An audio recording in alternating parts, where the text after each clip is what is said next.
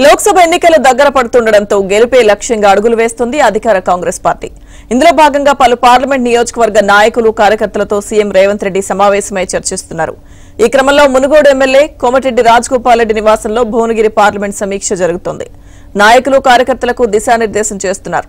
CM Revanth Reddy ఆధ్వర్యంలో జరుగుతున్న ఈ సమావేశానికి కోమటిరెడ్డి బ్రదర్స్, పార్లమెంట్ పరిధిలోని ఎమ్మెల్యేలు, సీనియర్ నేతలు హాజరయ్యారు. 17 నియోజకవర్గాల్లో నామినేషన్ కార్యక్రమానికి సీఎం రేవంత్ రెడ్డి హాజరు కానున్నారు. నామినేషన్ వేసిన రోజే నియోజకవర్గంలో బహిరంగ సభ ఏర్పాటు చేయాలని కాంగ్రెస్ అధిష్టానం నిర్ణయం తీసుకుంది. ఇక ఈ క్రమంలో 21వ తేదీన భువనగిరిలో కాంగ్రెస్ బహిరంగ సభ జరగనుంది.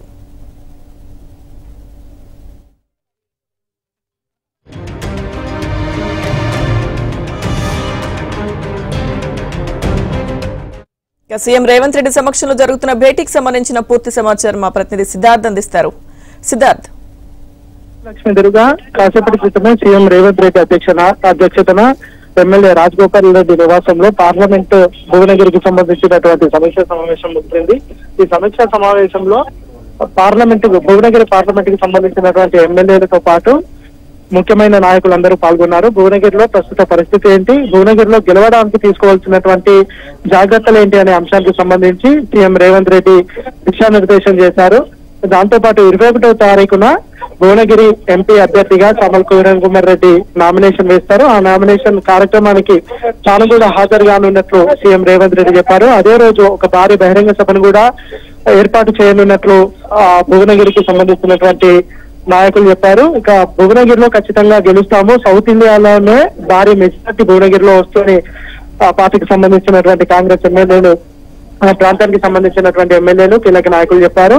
సో ప్రస్తుతానికైతే భువనగిరిలో పరిస్థితి బాగుంది. అక్కడి ప్రజలందరూ కాంగ్రెస్ పార్టీకి పట్టం కట్టడానికి రెడీగా ఉన్నారని హస్తం నేతలు చెప్తా ఉన్నారు. ఇక 17 నియోజకవర్గాల్లో నామినేషన్ వేయనున్నటువంటి సందర్భంలో సీఎం రేవంత్ రెడ్డి హాజరయ్యే అవకాశం ఉంది.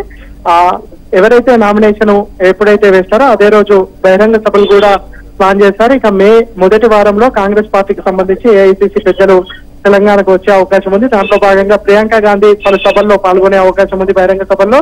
దాంతో పాటు కొన్ని రోడ్ షోలు, కార్నర్ మీటింగ్స్ కూడా కాంగ్రెస్ పార్టీ కసరత్తు చేస్తా ఉంది. దాంతో పాటుగా ఈ 100 రోజుల పాలనకు సంబంధించిన అంశాలను హైలైట్ చేస్తూ కొన్ని కరపత్రాలు కూడా ముద్రించనున్నారు. వాటిని ప్రజల్లోకి విస్తృతంగా తీసుకువెళ్లాలని కాంగ్రెస్ పార్టీ నిర్ణయం తీసుకుంది. ఇక గత ప్రభుత్వ వైఫల్యాలు, బీజేపీ తెలంగాణకు చేసినటువంటి అన్యాయం, ఈ అంశాలను ప్రజల్లోకి విస్తృతంగా తీసుకువెళ్లాలని కాంగ్రెస్ పార్టీ భావిస్తాం.